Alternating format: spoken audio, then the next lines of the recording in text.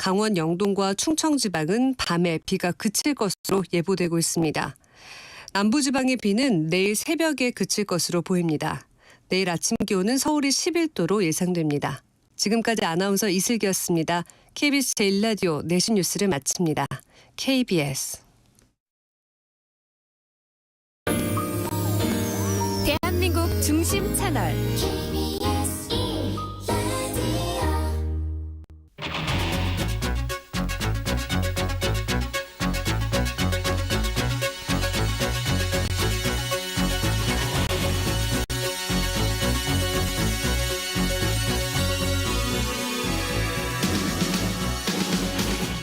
안녕하십니까. 성기영의 경제쇼 아나운서 성기영입니다. 반도체 약진의 수출 훈풍이 이어지고 있습니다. 하지만 여전히 안심할 수 없다는 분석도 나오고 있죠. 반도체 업황에 대해서 분석해보고 앞으로의 시장 전망도 해보겠습니다. 최근 어른이 돼서도 부모 곁을 떠나지 않아서 성인 자녀까지 부양해야 하는 부모들이 늘어나고 있다고 합니다. 부모들의 노후까지 위협하는 이른바 성인 자녀 리스크에 대해서 살펴보고 안전한 노후 준비를 위한 방법에 대해서 자세히 살펴봅니다. 이 시간 유튜브로도 함께하겠습니다.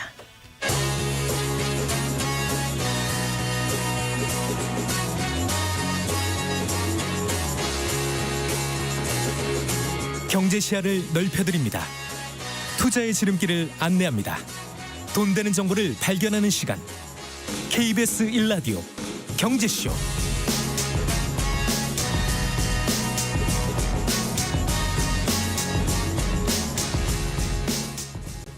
먼저 오늘의 주요 경제 뉴스부터 살펴보겠습니다. 경제 뉴스 브리핑 손서구 경제평론가와 함께합니다. 어서 나오십시오. 네, 안녕하세요.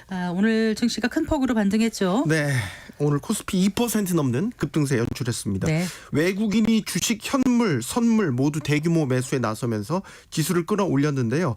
금리 인하 기대감이 되살아난 게 배경이 됐습니다. 네. 미국 중앙은행 연방준비제도 당국자들이 금리 인하를 시사하는 발언을 내놓으면서 올해 안에 금리 인하가 이루어질 수 있다라는 기대감이 살아난 건데요. 존 윌리엄스 뉴욕 연은 총재 컨퍼런스에서 현재 통화정책 매우 좋은 위치에 있다. 그래서 기준금리를 인하할 수 있을 것으로 생각한다. 이런 얘기를 했고요. 네. 또 토마스 바킨 리치먼드 연은 총재도 현재 금리가 인플레이션을 완화하는데 충분히 제약적이다. 이런 입장을 내놨습니다. 그러니까 현재 금리 수준이 제약적이라는 것은 인플레이션을 억제하는 데 충분하다는 뜻이고 네. 제롬 파월 연준의 의장이 지난 1일에 FOMC 회의 후 이제 기자회견에서 금리 인상 가능성이 낮다고 언급한 것과 보면 보조를 맞추는 메시지로 좀 해석이 됐습니다. 네. 당국자들의 통화 완화적인 발언에 앞서 발표된 고용 지표도 있는데 이 역시 고용, 실업률, 임금 상승률 등이 전망치보다 완화되면서 시장 전반에 연내 금리 인하에 대한 불씨를 되살렸다 이렇게 볼 수 있겠고요. 네네. 역시 그 불씨가 오늘 국내 증시에도 상승 촉매제로 작용을 했다라고 볼 수 있겠습니다. 네. 지난주에 이창용 한국은행 총재가 이제 통화정책 방향을 재검토하겠다고 네. 밝혔잖아요. 이달 열리는 금통위에 아무래도 이목이 집중될 것 같아요. 네, 지금 통화당국 입장에서도 금리 전망을 사실 한 방향으로 하기 참 힘든 상황이에요. 지난주 이 총재가 통화정책 재검토를 이야기했을 때만 해도 사실 5월 FOMC 결과가 매파적으로 즉 금리 인상을 선호하는 측면 쪽으로 해석된 면이 짙었어요. 네. 그러니까 5월 FOMC 결과를 보면 연내 금리 인하를 하기 힘들어졌으니까 네. 이렇게 바뀐 상황에 우리 통화정책 방향도 재설정해야 될 것 같다라는 게 이 총재의 당시 발언의 전반적인 뉘앙스였거든요. 자, 그런데 주말 사이에 미국 고용 지표가 다소 완화된 결과가 나왔고 네. 또 미연준 당국자들이 비둘기파적인 이런 발언을 하면서 연내 금리 인하 기대감이 되살아났고 이게 시장 분위기를 다시 달궈놨거든요. 네네. 그러니까 이달 금통위에 주목하게 되는 것은 최근 한 달 사이 이처럼 국내외 경제 지표 여건들이 계속해서 급변하고 있는 이런 상황을 맞이하게 된 상황에서 열리게 된다라는 점입니다. 아시겠지만 1분기 경제 성장률도 1.3% 깜짝 성장을 했죠. 물가가 다시 2%대로 내려가긴 했지만 여전히 자극받을 여지가 다분하고요. 네. 강달러 기세로 원달러 환율 지난달에 기록적인 1,400원대를 터치를 했고 중동 사태로 국제 유가도 불안한 움직임 여전한 그런 상황입니다. 그러니까 한 치 앞을 내다보기 힘든 상황에서 통화정책 방향을 결정해야 되는 시기입니다. 그리고 또 하나 한은이 이달에 경제 성장률, 물가 상승률 전망치를 또 수정 발표한다는 것도 이달 금통위에 집중하게 된 원인입니다. 네, 이렇게 금리 전망이 불투명한 가운데 시장에서는 변동형 대출 비중이 크게 늘었다고요. 네, 한국은행 경제통계 시스템에 따르면 지난 3월 말 기준 신규 취급액 기준으로 주담대 변동금리 비중이요 42.5%로 전월 말과 비교했을 때 8.1%포인트나 올랐습니다. 반면에 이제 같은 기간 고정금리 비중은 65.6%에서 57.5%로 떨어졌고요. 이제 앞서 주담대 변동금리 전반적인 비중을 보면 작년 4월에 19.3%까지 떨어졌다가 같은 해 또 11월에는 43.3%까지 반등한 바가 있습니다. 그래서 네. 작년 12월에는 40.2%, 이제 올해 1월 넘어와서 34.1%, 2월에 또 34.4% 이런 수준으로 떨어졌다가 지금 3월에 8.1%포인트 다시 급등을 한 이런 양상입니다. 네. 그러니까 올해 3월 변동금리를 선택한 주담대 차주들이 늘어난 거는 역시 금리 인하 기대감 이 작용했다라는 걸로 해석을 할 수 있겠습니다. 네. 변동령은 이제 금리 수준이 일정 기간마다 시장 금리를 반영해서 이제 변동하는 상품이지 않습니까? 보통 6개월에 한 번씩 시장 금리 변화를 반영하는데 앞으로 금리가 역시 내려갈 것이라고 생각하는 차주들이 많을수록 고정 금리보다는 변동 금리를 선호하는 경향이 짙어지게 되죠. 아시겠지만 이제 최근에 계속해서 급변동했지 않습니까? 올 3월까지만 해도 미국 연준이 이제 금리를 세 차례 정도 내릴 것이라는 의지를 드러내면서 고금리 기조가 조만간 종료될 거다 이런 기대감이 반영된 결과로 분석할 수 있겠습니다. 네.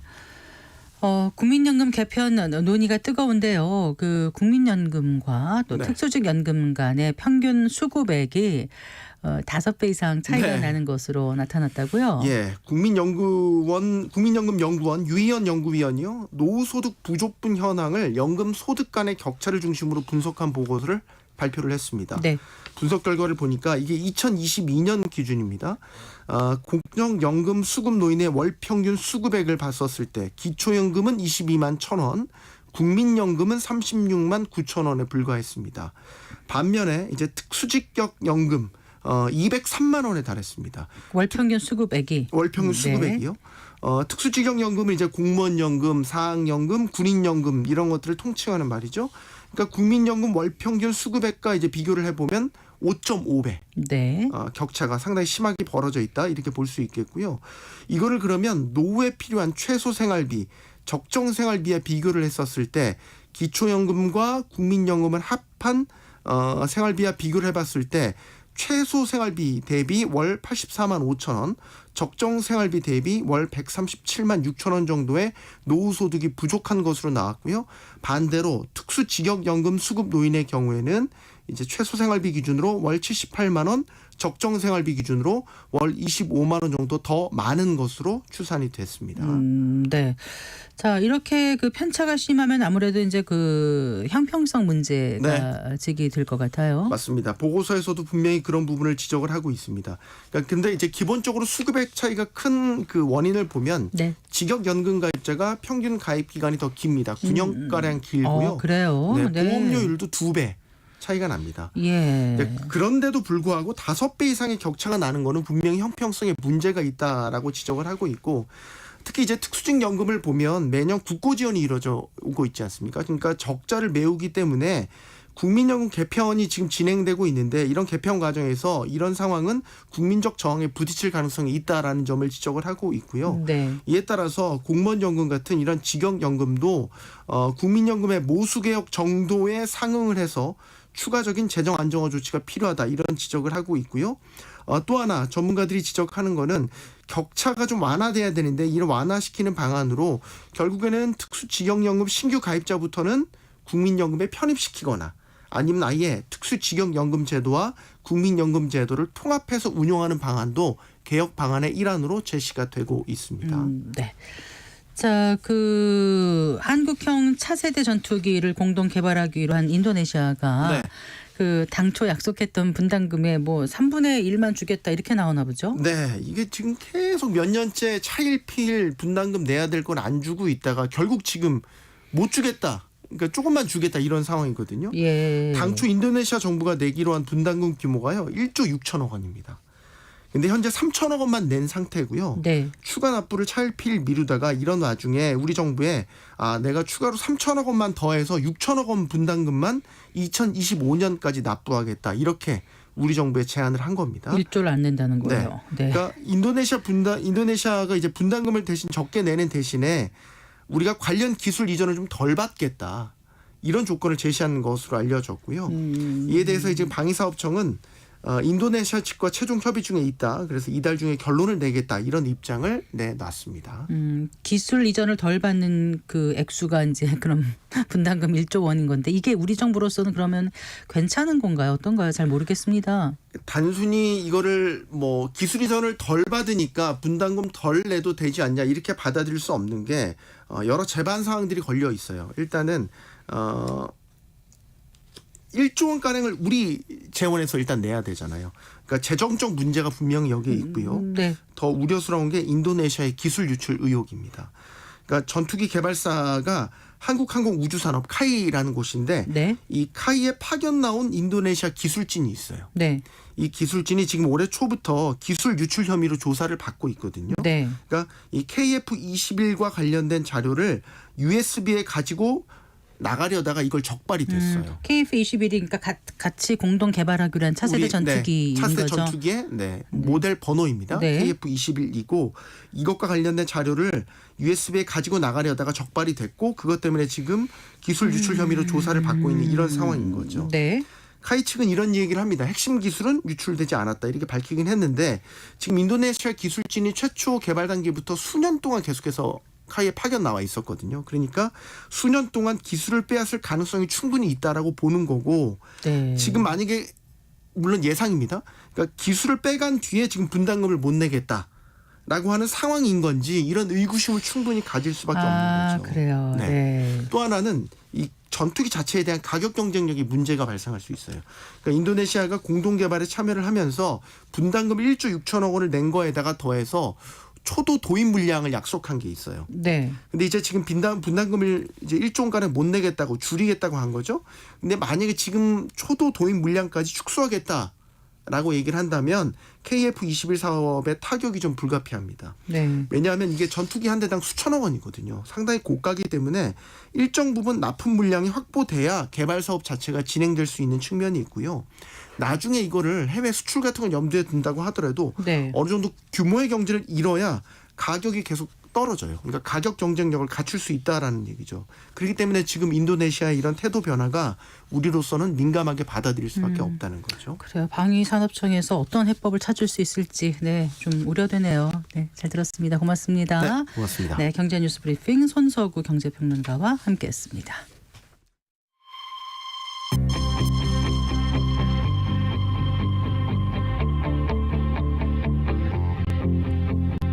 경제 전문가의 원포인트 레슨. 꼭 알아야 할 정보와 이슈를 알기 쉽게 풀어드립니다. 대한민국 경제 고수와 함께 투자의 맥을 짚는 KBS 1라디오 경제쇼.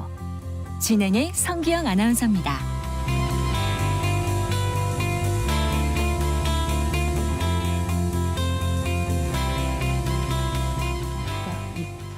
네, 봄이 왔다. 지난 금요일 일주일여간의 유럽 출장을 마친 이재용 삼성전자 회장이 귀국하면서 한 말인데요. 최근 반도체 업황 개선을 빗대서 말한 것으로 풀이됩니다. 하지만 이 최태원 대한상공회의소 회장 겸 SK그룹 회장은 지난해 너무 나빴기 때문에 올해 상대적으로 좋아지는 것처럼 보이지 좋아진 현상도 그래 오래 가지는 않을 것이다. 라고 하면서 앞으로 그 반도체 롤러코스터는 계속 될 것이다. 이렇게 얘기를 했습니다. 네, 최근 반도체 업황에 대해서 분석해보고 앞으로의 시장에 대해서도 전망해 보겠습니다. 유진투자증권의 이승우 리서치센터장 스튜디오에 모셨습니다. 반갑습니다. 네, 안녕하세요. 안녕하세요. 반도체 시장에 봄이 오긴 온 건가요? 왔죠? 자, 일단 반도체 업황부터 좀 정리를 해주세요. 뭐 사실은 이제 작년 하반기부터 네. 조금씩 변화를 하고 있는 상황이고요. 지금 최근 데이터를 보면은 4월달 반도체 수출액이 전년 동기 대비해서 56% 네네. 올랐습니다. 특히 우리나라가 이제 주력으로 하고 있는 메모리가 반도체는 1년 동안에 99% 증가를 한 거죠. 네. 2배가 된 거죠. 네. 그러니까 뭐 이 정도면은 상당 부분 좀 회복을 했다라고 봐야 될 것 같고 네. 국내 기업들 실적도 작년에 삼성과 SK하이닉스가 큰 폭의 반도체에서 이제 적자를 기록을 했는데 네. 올해 들어서는 삼성은 사실은 이제 반도체 부문 전체 흑자는 2분기부터 가능할 거라고 봤었는데 네. 1분기 흑자로 돌아섰고요. 하이닉스는 작년 4분기부터 흑자가 돼서 지금 뭐 1분기에 한 3조 가까운 2조 9천억 정도의 이익을 낸 상황이기 때문에 업황은 확실히 바닥을 턴해서 올라가고 있는 상황으로 봐야 될 것 같습니다. 네. 이렇게 반도체 생산 회복세를 나타낼 수 있었던 것은 어떤 원인이 주요했을까요? 뭐 양면이 다 있는데요. 네. 수요 측면에서는 AI 네네. 붐이 일면서 관련된 그 수요가 좀 늘어난 부분이 있죠. 그리고 또 하나는 사실은 저는 이게 더 크다고 보는데 워낙 안 좋았잖아요. 이제 그렇게 되면서 작년에 많은 메모리 업체들이 이제 감산을 시작을 한 거죠. 네. 그래서 생산량을 조절하니까 반도체라는 거는 다들 아시겠지만 뭐 당연히 수요와 공급의 밸런스에 따라서 가격이 왔다 갔다 하는 건데 네. 작년에 그 물량을 강제로 줄인 거죠. 예, 원래는 사실은 이제 반도체는 그 가동률을 100%를 항상 유지를 하는데 네. 이번 사이클에서는 그렇게 할 수 없는 상황이 됐고 그래서 그 역량이 결국 재고를 계속 이제 줄이게 되는 상황이 되면서 가격이 좀 빠르게 올라가고 있는 상황이 되고 있습니다. 애초에 왜 그 생산을 줄였던 거죠? 재고가 너무 많았고요. 네. 재고가 많았던 이유는 실제 시장의 디맨드보다 그러니까 수요보다 네. 훨씬 더 많은 생산 캐파를 유지를 하고 있었어요. 네. 그런데 이제 반도체 산업은 기본적으로 고정비에 대한 부담이 너무 높기 때문에 네. 가동률 항상 100%를 유지하는 게 사실은 원칙이거든요. 네. 그런데 지금 좀 상황이 바뀐 거죠. 코로나 이후에 결국은 과잉 캐파가 만들어진 상황이고 네. 또 과거처럼 흔히 말하는 이제 치킨 게임을 할 수가 없는 상황이 된 거예요. 왜냐하면은 이제 망할 회사들이 없어졌고 특히 네. 모든 나라가 지금 반도체를 전략 자원화하면서 반도체 기업들을 새로 유치하려고 하고 있기 때문에 기존에 있는 반도체를 그냥 무너지게 절대로 내둘 수가 없다라는 거죠. 네. 그래서 결국은 이렇게 되면 이제 과거에 우리 삼성전자가 주로 해왔던 치킨 게임 전략이 작동을 안 하게 되는 겁니다. 네. 그래서 사실은 예전과는 좀 다르게 가동률을 강제로 떨어뜨려서 생산량을 조절할 수밖에 없는. 재고도 이제 줄여가고 네. 있고 그러다 보니까 결국 이제 감산 효과를 톡톡히 봤다 이렇게 얘기할 그렇죠. 수 있겠네요. 근데 뭐 감산이 이제 전략적으로 생각하시면 안 되는 게 전략이 아니라 사실은 어쩔 수 없는 피할 수 예, 없는 어쩔 수 없는 상황이 됐기 때문에 감산을 한 거고 네. 그동안에 사실은 너무 많은 투자를 해서 캐파가 너무 많아진 게 근본적인 이제 잘못된 점이라고 볼 수 있을 것 같습니다. 네. 그래서 그 업계와 증권가에 따르면 올해 삼성전자가 무슨 303조 원에서 308조 원대 그리고 SK하이닉스는 66조 원에서 74조 원대의 연 매출을 기록할 전망이다 이렇게 네. 기사에 나온 걸 봤습니다. 네. 이게 이제 그러면 작년보다 대폭 개선된 수치인 거죠, 센터장님? 네, 삼성전자는 네. 반도체 사업부만 있는 것이 아니기 때문에 다른 부분까지 겹쳐져서 그런 것이고요. 네. 뭐 사실은 이제 시장에서는 이제 매출액도 매출액이지만 이제 이익에 더 민감하게 보는 거잖아요. 네. 작년에 삼성전자가 반도체에서만 적자가 15조가 났습니다. 근데 올해는 이제 저희가 볼 때는 20조 원 이상의 흑자로 전환이 될 것 같고요. 네. SK 하이닉스도 작년에 적자가 7조 7천억 네. 여기 났는데요. 이제 올해는 한 18조 원 정도로 네. 이익이 상당히 많이 증가할 것으로 이제 기대를 하고 있습니다. 이런 수치는 어떻게 다 지금 하나도 자료 안 보고 얘기하시는데 다 외우시는 거예요? 늘 보시다 보면 저절로 저희가 하는 자동으로. 일이 이제 주로 기업들의 실적을 계속 예측을 하고 이러다 보니까. 예. 네, 예, 그 반도체의 경우 이제 D램 평균 가격이 많이 뛰었다면서요. 그리고 이제 뭐 반도체 공급망의 한 축인 대만의 지진 영향으로 가격 상승폭이 확대될 가능성이 높고. 또 그 부가가치 높은 반도체 수요도 증가할 것이다 이런 전망이 계속 나오더라고요. 네. 네, 그 얘기도 좀 해주시겠어요? 반도체 가격이 일단 보통 시장에서 보는 가격은 네. PC용 가격이에요. 우리 일반 소비자들이 이제 볼 수 있는 네네. 그 제품이고요. 그 가격도 좀 올랐죠. 그래서 최근 이제 4월달 가격이 그 사이트에서 나오는 가격이 한 16에서 17% 정도 오른 것으로 나타났는데요. 네. 그거보다 사실은 더 중요한 거는 이제 가중 평균한 가격이 더 중요하죠. 그러니까 PC 서버, 네. 네, 모바일 뭐 이런 쪽을 다 합쳐서 보는 가격인데 1분기에 삼성이나 SK하이닉스 둘 다 평균 가격이 4분기 대비해서 20% 이상 올랐습니다. 네. 이게 많이 올랐고 디램만 오른 것이 아니라 이제 낸드 플래시 가격도 1분기에 두 회사 모두 30% 이상 분기에 이렇게 급등을 하게 되면서 상황이 좀 급반전되는 네. 상황이 벌어졌습니다. 네. 그리고 좀 전에 말씀 주신 것처럼 대만의 지진으로 인해서 사실은 요거는 그 TSMC 쪽에 조금 영향이 있었고 일부 네. 마이크론이라는 이제 미국의 대만 공장이 좀 영향을 받았는데요. 네, 네. 아주 큰 것은 아니지만 어쨌거나 이 공급에 약간의 차질은 빚어지기 때문에 뭐 당연히 가격이 올라가는 데는 플러스 요인으로 작용을 했던 것 같습니다. 네. 그 디램과 낸드 플래시 말씀해 주셨잖아요. 그게 어떻게 차이가 있는지 모르시는 분들도 가끔 계셔서 예. 제가 이왕 나오신 김에 좀 여쭤볼게요, 대신. 네. 그러니까 이제 디램은 그 주 기억 장치라고 보통 얘기를 하는데요. 네. 저는 이제 그 처음 잘 모르시는 분들이 이렇게 설명을 드려요. 그러니까 디램은 저희가 작업을 하는 작업대라고 설명을 드립니다. 네. 그러니까 책상이라고 보시면 되는 거예요. 네. 책상. 그리고 낸드 플래시는 책꽂이라고 보시면 되는 거죠. 오. 그러면 이제 우리가 일을 할 때 책꽂이에서 책을 꺼내서 책상에다 펴놓고 저희가 일을 하게 되는 거잖아요. 네, 네. 이제 그런 개념이라는 거죠. 그러니까 디램은 우리가 지금 작업하고 있는 이 비트들을 올려놓고서 이제 거기서 작업을 하는 것이고 낸드는 네. 저장소라고 보시면 되지 않을까. 그렇게 좀 설명을 드리고요. 네. 저희가 디지털 카메라나 또는 스마트폰으로 사진을 찍으면 그것들은 전부 낸드 플래시에 저장이 되는 것이고 네. 그걸 저희가 화면에 불러오게 되면 네. 그거는 이제 D램에 올라가게 되는 그런 개념이라고 이해하시면 될 것 같습니다. 네. 그럼 지금 재고 부담은 좀 많이 사라졌다고 봐야 돼요? 아니면 여전히 안고 있습니까, 회사들이? 여전히 많습니다.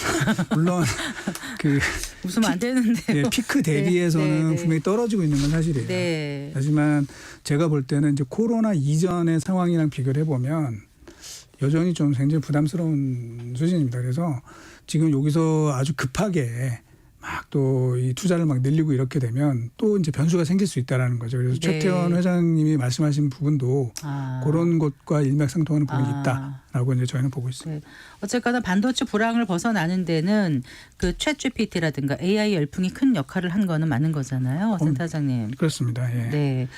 그 현재 반도체 수요를 견인하는 게 이제 그 HBM, 그 네. 인공지능 메모리의 핵심 부품이라고 하는데 이게 어떤 건지도 다시 한번 또 설명을 해주세요. 네. 아까 그것처럼 좀 쉽게 말씀해 주시면 네. 도움이 될 이제 것 같아요. 컴퓨터 사실 이제 반도체나 이 어떤 컴퓨터랑 관련이 있잖아요. 근데 우리가 오늘날 쓰고 있는 컴퓨터의 그 구조는 네. 그 폰 노이만이라는 과거에 이 유명한 이제 과학자가 설계한 그 방식을 그대로 쓰고 있거든요.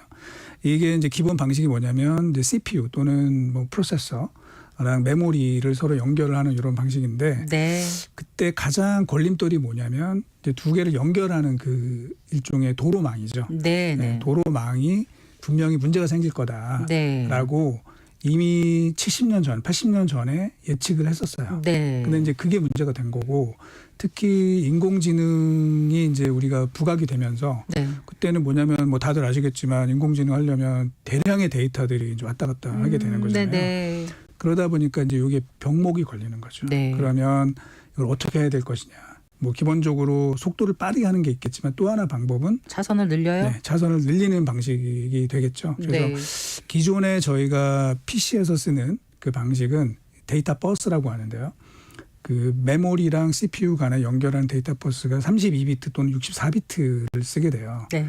그런데 이 HBM은 그걸 1024비트로 늘린 거죠. 그래서 네. 16배 정도 확장을 시키고 그래서 대역폭을 확 늘린 게 그렇습니다. 고대역폭이라는 거죠. 네, 그래서 네. 굉장히 데이터의 전송 속도를 넓히니까 성능이 확 좋아지는 이런 개념이라고 보시면 될 것 같습니다. 근데 이제 D램 여러 개를 이렇게 수직으로 쌓아서 결국은 아까 말씀드린 그 도로, 서로 연결되는 도로, 고속도로 같은 걸 무수히 많이 만드는 게 그 고대역폭 메모리 HBM의 그 기능이라고 할 수 있을 텐데 그렇다고 또 HBM이 만능은 또 아니라면서요. 뭐 좀 비싸고 그렇죠. 뭐 네, 제조 관리 뭐든지 비용도 많이 들고 네. 그렇습니다. 그러니까 뭐든지 이제 사실은 싸고 성능이 좋으면 제일 좋겠지만 네. 이거는 굉장히 비싼 디램입니다. 일단 기본적으로는 같은 용량의 디램에 비해서 칩 사이즈 자체가 한 2배 정도 더 크게 되고요. 네. 또 여러 개들을 그 수직 이 관통 전극을 만들어서 연결한다는 것 자체가 굉장히 어렵기 때문에 수율이 좀 떨어지는 부분이 있어요. 수율, 네. 그러다 보니까 당연히 코스트가 굉장히 올라가죠. 네. 그래서 실제로 같은 용량의 디램에 비해서 한 5배 정도 가격이 좀 비싼 이런 디램이 됩니다. 그래서 이게 일반 PC에서는 좀 쓰기가 어렵고 네. 고성능 서버나 네, 네. 이쪽에서만 좀 적용이 가능한 제품이라고 보시면 될 것 같아요. 그 지금 젠슨항 엔비디아의 그 CEO가 HBM은 굉장히 어렵고 복잡한 제품인데 이걸 개발한 건 기술적으로 기적과 같다 이렇게 표현을 했더라고요. 그러면서 삼성전자와 SK 하이닉스를 굉장히 그 HBM 제품을 극찬하기도 했다는데 정말 그 글로벌 경쟁력이 우리께 높은 건가요? 그 두 회사가 합치면은 점유율이 95% 정도 된다고 보시면 돼요. 그래서 네. 사실은 뭐 삼성이랑 하이닉스가 그쪽은 엔비디아를 많이 서로 도와주는 거긴 하지만 그 삼성이나 하이닉스 없으면 엔비디아도 굉장히 좀 난감한 상황이 될 수밖에 없는 그런 거라고 보시면 될 것 같습니다. 네. 자, 앞으로 그 반도체 시장이나 국내 기업들의 실적 어떻게 좋아질 거라고 보시는지 그 전망을 좀 해봐 주시겠어요? 실적은 뭐 계속 좋아질 것 같고요. 네. 이번에 삼성전자가 반도체 영업이익이 아까 1.9조 원이 났거든요. 1분기에 반도체만. 네. 전사는 6.6조 원이 났고. 네. 그런데 이게 이제 계속 올라갈 것 같아서요. 뭐 예를 들면 하반기가 되면은 반도체에서 분기에 7조, 8조 정도 이익이 나올 수 있을 것 같아요. 네. 그렇게 되면 아까 말씀드린 것처럼 작년에 삼성전자가 반도체에서만 15조 적자가 났던 게 네. 올해는 20조가 넘는 이익이 날 것으로 이제 보고 있고요. 하이닉스는 작년에 반도체에서 7조 7천억 적자가 났었고 올해 1분기에 2조 9천억 이익이 났고요. 그다음에 2분기, 3분기, 4분기 되면 4조, 5조, 6조 이런 식으로 올라가게 돼서 네. 연간으로 18조 정도 이익이 날 것으로 보고 있습니다. 그래서 지금도 많이 좋아졌지만 이제 제가 볼 때는 큰 변수가 없으면 2분기, 3분기, 4분기 계속 올라가는 이런 그림이 나올 것으로 보고 있습니다. 그런데 최태한 그 SK 그 하이닉스 회장이 지금 뭐라고 그랬습니까? 얼마나 더 투자하고 얼마나 더 잘 갈 거냐는 게 남아있는 숙제다. 그러면서 반도체 롤러코스터가 앞으로 계속 될 것이다. 여기에 좀 그 관심을 갖게 되는 거. 롤러코스터면 올라갈 때 많이 올라가지만 확 꼬꾸라쳐서 내려갈 수도 있다는 얘기라니까 도대체 어떤 점에서 그렇게 얘기를 한 건지. 반도체는 원래 롤러코스터입니다. 그렇긴 해도 이제 하반기에 좋고 앞으로 괜찮을 거라고 하셨잖아요. 그러니까 이제 제일 중요한 게 뭐냐면 이게 좋다 그래서 투자를 과도하게 했을 경우에 네. 그럴 때는 이 엄청난 부담이 됩니다.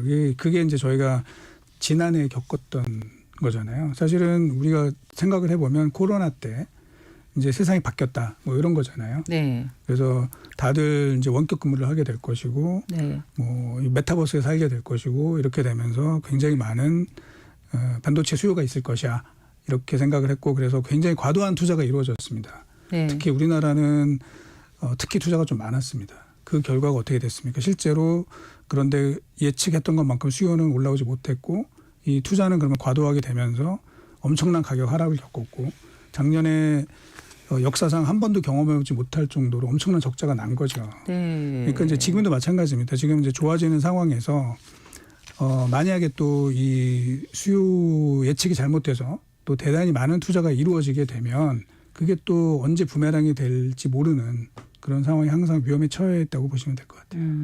근데 그 최태현 SK그룹 회장이 반도체 미세화가 상당히 어려워졌기 때문에 미세화 과정 수요를 충족시키려고 생각하고 공급을 늘리려면 라인을 더 건설하고 투자를 계속해야 된다. 네. 그러다 보니 기술로 해결이 안 되고 캐펙스로 해결해야 되는 어려운 문제에 계속 부딪힌다 그랬잖아요. 캐펙스가 어떤 얘기입니까? 캐펙스는 이제 설비 투자를 줄여서 얘기를 하는 것이고요. 네. 결국은 이제 공장 건설을 해야 되는데 저희가 이제 냉정하게 봐야 된다는 거죠. 이제 지금 예를 들면 인공지능과 관련된 수요는 굉장히 증가 속도가 빠르죠. 네. 하지만 사실은 전체를 보면 그렇게 우리가 낙관하기는 어렵습니다. 네네. 뭐 예를 들면 우리 특히 메모리가 이제 쓰이는 대표적인 제품들이 PC, 서버, 스마트폰인데 뭐 네. 서버야 좋겠죠. 네. 하지만 네. PC가 과연 성장을 할까요? 쉽지 않을 것 같고 스마트폰도 과연 성장을 할까요? 마찬가지로 쉽지 않습니다. 그렇게 되는 상황에서 저희가 볼 때는 연평균 D램의 그 수요 증가율 네. 우리 한 15% 내외가 될 것으로 보고 있어요. 그러면 이 만약에 저희가 기술 발전이 막 된다 그러면 예전 같으면 한 세대 진화할 때마다 이제 저희가 이제 빗 그로스라는 표현을 쓰는데 네, 네. 얼마만큼 더 많은 생산 증가가 나오느냐 이게 보통 20에서 30% 정도가 나오게 되거든요. 네. 그러면 사실은 15% 수요가 증가한다 그러면 네. 공장을 지을 필요 없겠죠. 근데 이제 지금은 그 정도를 못 올라가는 거예요. 네. 그러다 보니까 이제 공장 투자를 좀 계속해야 되는 이런 부담이 좀 있게 되는 상황이고요. 그럼 그게 공장을 지을 때 보통 한 번에 크게 짓잖아요. 그러면 이제 그렇죠. 그게 좀 고정 변수로 남으면서 좀 이 수요 공급을 굉장히 왜곡시키는 이런 변수가 될 수 있을 것 같습니다. 네. 자, 그러면 반도체 시장에 영향을 주는 변수들 중에서 가장 그 주의 깊게 지금 보고 계신 건 어떤 거예요? 사실은 모든 사장님? 변수고요. 저는 사실은 뭐 이 미국의 소비도 보고요. 그다음에 당연히 유가도 봐야 되고 그러시겠네요. 금리도 봐야 되고 네네. 뭐 물가 뭐 이런 여러 가지 변수를 보게 되고 있고요. 어느 거 하나 저희가 제외시킬 수 없는 상황입니다. 그래서 사실은 이 투자자분들도 이제 모든 변수를 좀 총괄해서 보시면서 저희가 흐름을 좀 짚어나가는 그런 준비를 하셔야 될 것 같습니다. 네.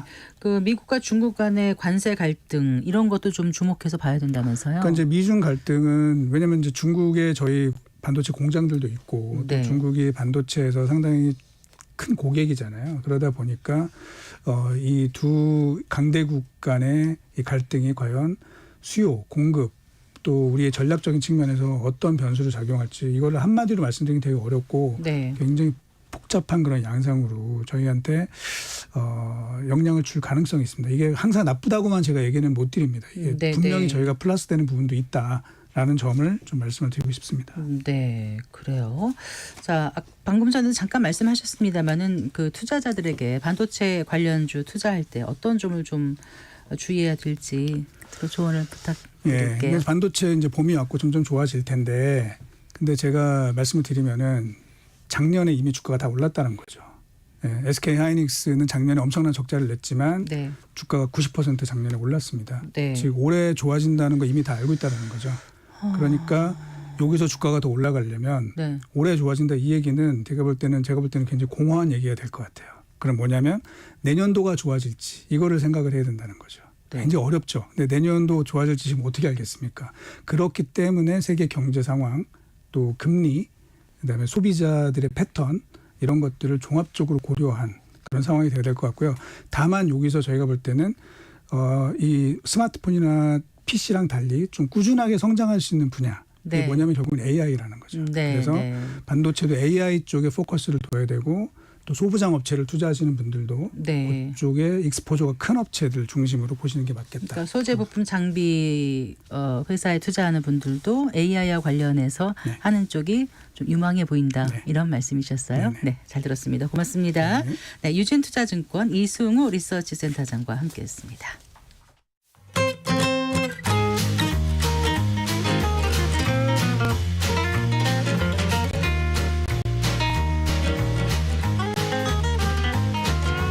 경제 맛집 투자 핫플. 지금은 돈 벌기 딱 좋은 시간. KBS 1라디오 경제쇼.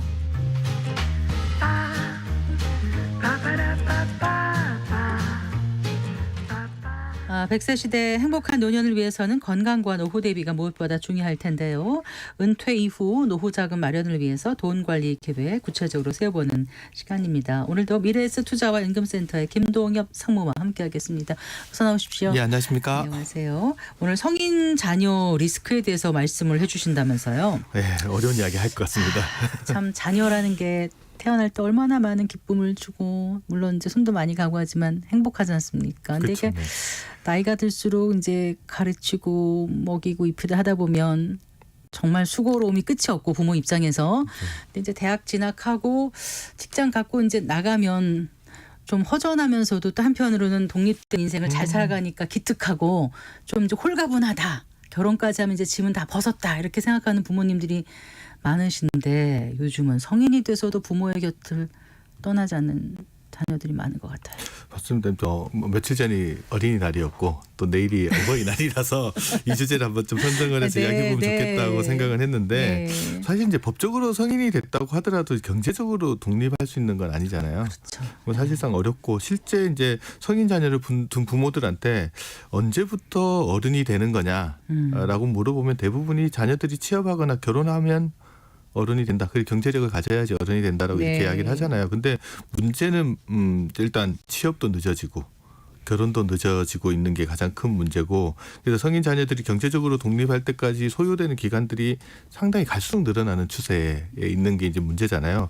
실질적으로 이제 우리나라 케이스는 아니지만 미국 같은 경우 이제 청년기 심리 발달을 50년 이상 연구했던 이제 로렌스 스타인버그 교수님이라는 분이 계신데 네. 이분이 최근에 출간한 책에 50이면 육아가 끝나는 줄 알았다. 50까지도 육아를 한다는 얘기예요. 50 지나서도 한다는 예. 얘기예요. 네. 이 책에서 이제 오늘날 미국 중산층의 이제 성인이 되는 시점에 대한 이야기를 했는데 성인이 되고 나서 경제적으로 독립할 때 가정을 꾸릴 때까지 현재는 한 13년 정도 걸린다고 합니다. 미국 경우에. 네. 근데 이들의 부모 세대 같은 경우가 한 8년 정도 걸렸으니까 한 5년 정도가 더 걸리는 거죠. 과거에 비해서 한 세대 전보다. 미국도. 네. 그래서 이제 그 이분이 무슨 이야기를 하냐 그러면 자녀들이 아이고 아직도 전화해 저래 이렇게 생각하기 전에 자녀들 나이를 빼기 5를 하라고 합니다. 그리고 그 행동이 자기가 자라날 때 예. 나이대랑 한번 빼기 5 한 다음에 비교해 보면 비슷할 거다라고 이야기를 합니다. 네. 여하튼 뭐 상황이 이렇다 보니까 한창 노후 준비를 해야 될 50대 성인 자녀를 양육을 해야 되는 문제가 남아 있는 거잖아요. 네, 네. 그러다 보니까 부모 입장에서는 자녀 양육이 먼저냐 노후 준비가 먼저냐 이걸 가지고 또 고민할 수밖에 없고 이 둘이 양립할 수는 없는지 이런 문제에 대한 해답을 찾고 있는 것 같습니다. 네. 그런데 일부 부모들 중에는 자신의 경제력, 돈으로 자식들을 이제 뭐라 그럴까요? 일종의 그 컨트롤? 그렇죠. 관심을 네. 살려고 하거나. 네. 예. 간섭한다 그럴까요? 네. 그래서 그러려는 부모들도 꽤 있다면서요. 그 자녀를 가장 손쉽게 컨트롤하는 방법이 금방 말씀하셨던 돈이 아니냐라고 이야기 생각하시는 분들 은연중에 많으신 것 같아요. 그래서 뭐 돈으로 자녀의 관심을 사거나 경제적 지원을 핑계로 해가지고 이제 자녀 삶에 좀 간섭을 하려고 하는 부모들이 생각보다는 많은데 이 같은 행동은 이제 부모 입장에서나 자녀 입장에서보다 뭐 다 안 좋은 결과를 가져올 가능성이 상당히 크다. 왜 그러냐 그러면 자녀들 입장에서는 이제 부모 비만 조금씩 맞춰주고 돈만 받아가려는 나쁜 버릇이 생길 가능성들이 있고요. 네. 그다음에 부모 입장에서 보면 아이고 이러다가 내 돈 떨어지면 자녀가 내 말 안 듣는 거 아니야? 이게 슬슬 불안해질 수 있잖아요. 네. 그러면서 계속 돈으로 자녀를 컨트롤하려는 악순환에 빠지는 경우들이 많습니다. 그래서 이 정신의학 전문가인 하지영 교수님이 이제 어른을 키우는 어른을 위한 심리학. 어른을 키우는 어른을 위한 심리학이라는 책에서 무슨 이야기를 하냐면 네. 자녀들 돈으로 통제하려고 하지 말라. 자녀를 경제적으로 지원하는 건 어디까지 그냥 좋아서 하는 일 정도로 생각을 해야지 네. 돈으로 자녀를 통제한다라는 것 자체 그게 당당히 잘못될 수 있다라는 이야기를 하고요. 그냥 자녀에게 그냥 고맙다는 인사 드리면 그냥 기쁜 거고 아니면 그만이란 마음을 가지고 이제 자녀한테 경제적 지원을 해야 된다. 그러려면 너무 과도하게 지원하면 아쉬움이 남고 서운한 마음이 들고. 남잖아요. 그래서 그 범위를 잘 정해야 된다는 이야기를 합니다. 네.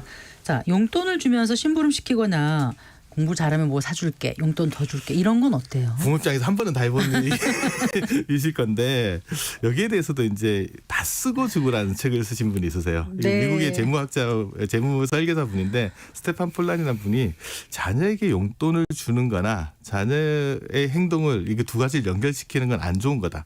왜냐하면 뭐 용돈을 주면서 심부름 시키거나 말씀하셨듯이 뭐 성적 오르면 용돈 더 주겠다 이렇게 말하지 말라는 건데 네. 이게 왜 그러냐 그러면 심부름 그냥 가족의 일원으로 당연히 해야 되는 거고 공부는 학생이면 그냥 해야 되는 거지 네. 이게 돈하고 연결시킬 문제가 아니라는 거죠. 네. 그냥 용돈은 정해진 날짜에 주고 일단 네. 줬으면 자녀가 알아서 사용하도록 하게끔 하는 게 자녀 입장에서 제일 좋은 일이다 이렇게 말합니다. 네. 자, 그럼 성인 자녀에게 경제적 지원할 때 어떤 점을 좀 주의해야 될까요? 우리 부모님들께서. 자녀의 독립이 늦어지면서 이제 부모 자녀 사이에 돈을 두고 이제 상당히 긴장감이 있는 건 사실이잖아요. 그래서 이제 자녀 입장에서는 부모한테 계속 경제적으로 의존하게 되면 완전한 성인이 성인이 못 됐다는 느낌 같은 것들 가지게 될 거고 맞아요. 부모 입장에서도 자녀가 그런 느낌을 갖기를 바라진 않을 거잖아요.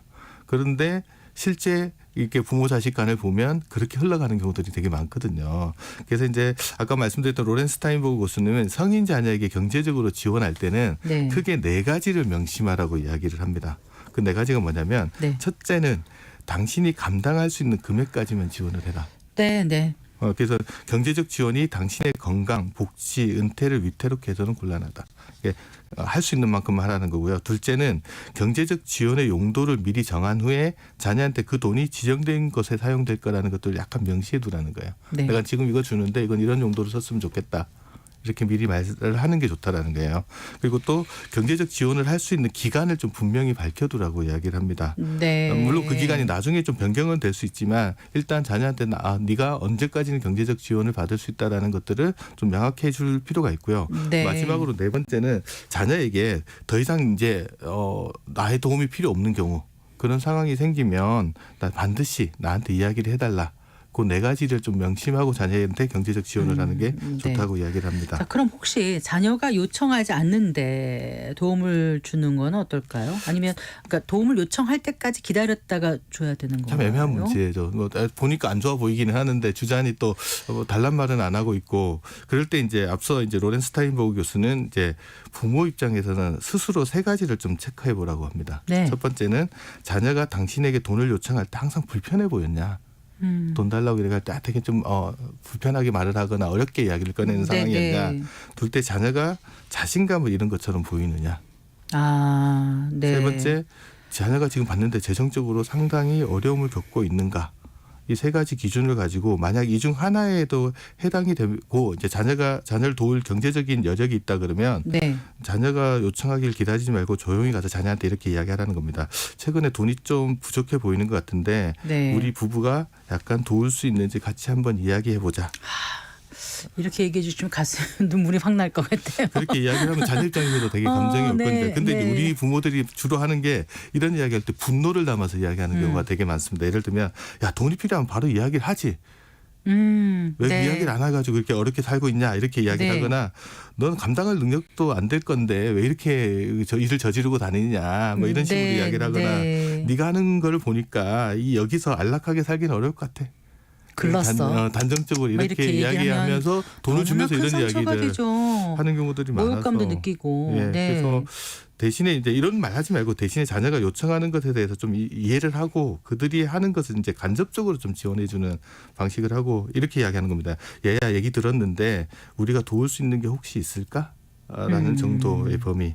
이건 이제 자녀한테 스스로 선택할 수 있는 도움을 받을지 말지 선택할 수 있는 것들 권한을 주는 거잖아요. 선택권을 주는 거라서 이런 네. 식으로 자녀가 가장 하기 어려운 말들을 좀 편안하게 할 수 있는 기회를 이제 자녀한테 주는 것들이 상당히 좋다고 네. 이야기합니다. 글쎄요. 요즘 2030 세대들은 그 결혼할 때 상대방 부모님의 그 노후 준비가 잘 되어 있는지 여부까지도 확인하고 결혼하는 경우가 있다면서요. 물론 어떻게 보면 합리적인 생각일 수도 있겠습니다만 상대가 이런 걸 물어보면 참 뭐라 그럴까 어떻게 저도 50대 입장에서 이게 잘 이해가 설마 그럴까 그랬는데 네. 제가 20대 30대도 한번 물어봤는데 진짜 그렇답니다. 아, 왜 그러냐 그러면 저출생이 장기화되면서 요즘은 둘이 결혼해서 하나만 놓잖아요. 네. 그러면 만약 그들 둘이 만나서 결혼을 하게 되면 나중에 부모 4명을 모셔야 되는 상황이에요. 우리 부모, 상대방 부모 이렇게. 그렇죠. 예. 그런 게 가능할 리가 없잖아요. 그러니까 많이 부담이 되죠. 둘이서 4명을 모신다는 게 상당히 경제적으로 어려운 상황이니까. 그러니까 자녀가 많을 때는 안 그런데 이제 결혼을 네. 한다라는 것 자체는 그들 각자의 부모 두 분씩에 대한 부양의 부담을 같이 떠안는 거기 때문에 네. 젊은이들 입장에서 결혼에 앞서서 이제 연봉, 저축, 뭐 주거를 어떻게 할 거냐 이런 것도 중요한 조건이지만 네. 당신 부모의 노후 준비는 잘 되어 있냐? 라는 질문을 안 물어볼 수 없다고 합니다. 아, 그래서 예. 그 주소로 등기부등본까지 띄워서 거기에 혹시 빚이 있는지 것까지 확인하는 상대방을 보고 오만정이 떨어져서 결혼 안 하기로 했다. 뭐 이런 거를 이렇게 올린 걸 보고 사람들이 잘했다 못했다 막 얘기 나오는 걸 본 적이 있어요. 그 직장인 그래도 매칭 커플 매칭해 주는 사이트에서 이게 상당히 화제가 된 적도 있었던 것 같고요. 네. 그래서 이제 부모가 노후 준비를 하지 않으면 그 부담이 이제 고스란히 자녀한테 넘어가는 게 현실인 것 같고요. 네. 이건 거꾸로 생각을 해보면 부모가 노후 준비를 잘하는 것이 자녀한테 어떻게 보면 선물이 될 수 있는 거죠. 그러니까 자녀를 너무 돌볼 거에 집중하는 것보다 스스로 부모가 스스로의 노후를 책임지는 게 자녀의 부담을 덜어주는 거 아닐까요? 맞습니다. 결론적으로. 그래서 네. 자녀한테 이제 경제적 지원하는 것도 중요하지만 스스로의 노후 준비를 하는 것과 자녀를 지원한 것 사이에는 이제 균형이 네, 네. 좀 필요하다. 너무 과도한 지원이 그러니까 자기의 노후까지 해칠 정도의 과도한 지원이 결국 마지막에 가서는 자녀한테 결국 좋은 거는 아니라는 거죠. 그 균형 감각을 좀 잘 가지고 자녀 지원을 하는데 그 균형점을 찾는 게 필요한 것 같습니다. 아니 어떻게 엄마 아빠는 이렇게 돈을 다 쓰셨어요. 뭐가 없어요. 그러면 네 교육시키느라고 너 유학 보내고 너 뭐 해주느라고 다 썼다. 이렇게 나오면 안 된다. 이런 말씀이신 그렇죠. 것 같기도 자녀는 한데. 그거 지나고 나면 다 까먹습니다.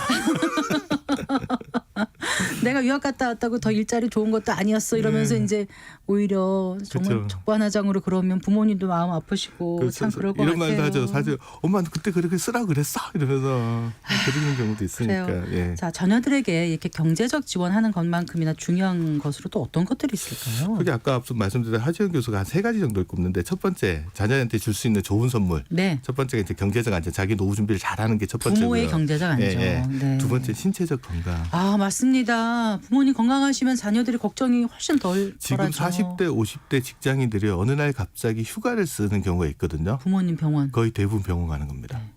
그러니까 이게 무슨 의미를 이야기하는 거냐면 부모가 뭐 높은 산 설악산을 종주할 정도의 엄청난 체력을 가져야 된다 이런 걸 말하는 게 아니고 불가피하게 병원에 가야 되는 상황이 발생했을 때 두 발로 갈 수 있는 상황.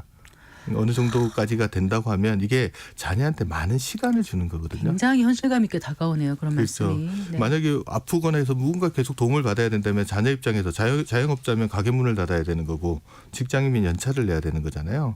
그래서 이게 85세까지 혼자서 병원에 다니고 이렇게 자기 관리할 수 있는 능력이 된다는 거는 자녀에게 그만한 시간과 여유를 선물하는 거다.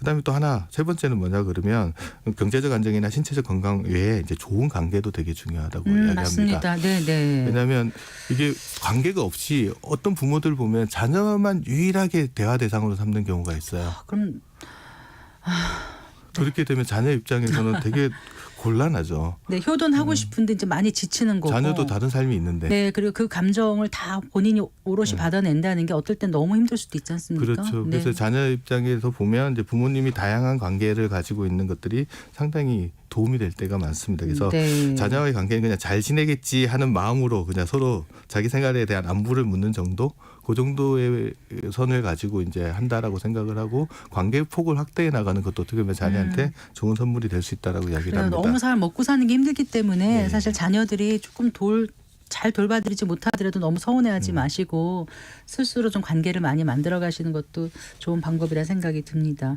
이거 하나 여쭤볼게요.